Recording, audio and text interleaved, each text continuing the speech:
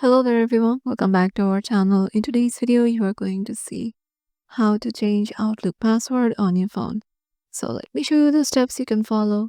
To change your Outlook password on your Android device, you need to log in into your Microsoft account on a web browser and navigate to your account settings and then change the password there. So open your web browser and go to Microsoft account login page like outlook.com and there enter your email address and current password to log in. And go to account settings, find the security and go to account settings section on your profile page.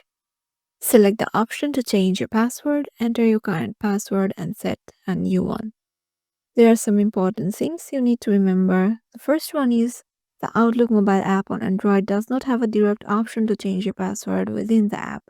After changing your password online, the Outlook app will usually prompt you to re-sign in with a new password when you open next time. And if you don't see a prompt to update your password, try signing out of your Outlook account and signing back in. So yeah, this is the way with which you can just change your Outlook password on your Android phone. Hope this video will help you out and we'll see you in the next one.